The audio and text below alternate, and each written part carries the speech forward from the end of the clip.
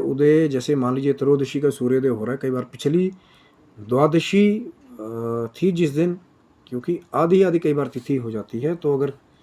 त्रयोदशी का चंद्रमा जो है पिछली रात ही हमें मिल जाता है तो कई बार उस दिन भी प्रदोष व्रत किया जाता है। तो पंचांग को चेक जरूर करें कि किस दिन प्रदोष व्रत है। और कहीं ना कहीं जो पहले भी बात चली थी कि बहुत सारे विद्वानों का ये मत है कि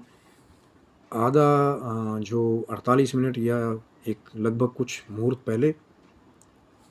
जो है सूर्य अस्त से पहले प्रदोष व्रत का टाइम लोग काउंट करते हैं। कुछ विद्वान, उनका पुराना मत है। कुछ का मत ये है कि जैसे सूर्य अस्त हो जाता है उसके बाद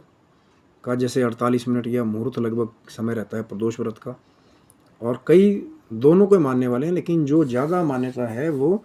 सूर्य अस्त से जो हमारी बाद की संध्या होती है, जो शाम की संध्या होती है, जैसे हमारा सूर्य अस्त हो जाता है तो प्रदोष काल कई लोगों ने उसको ज़्यादा माना है। कहीं ना कहीं अलग अलग मत है, हरि अनंत हरि कथा अनंता। कुछ संप्रदाय अपने हिसाब से उनका कुछ कहना है, कुछ का कुछ कहना है, लेकिन जैसा मैंने आपको बताया कि ज़्यादा मान्यता जो है वो सूर्य अस्त से बाद जो भगवान शंकर का जो पूजन बताया जाता है, जैसे हमारा वो, क्योंकि उसका कारण एक ये भी है ना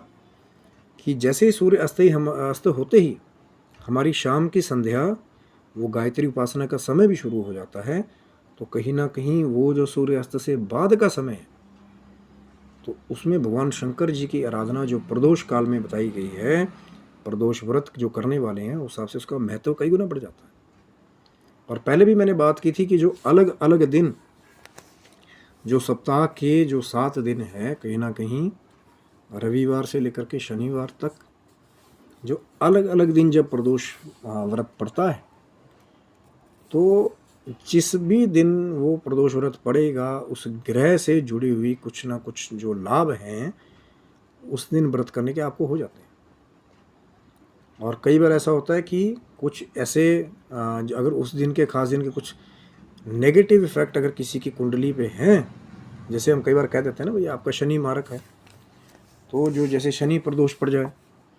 लेकिन जैसे आज जो ये शुक्र प्रदोष है, कहीं ना कहीं कैसे वो धनवान बनाने वाला है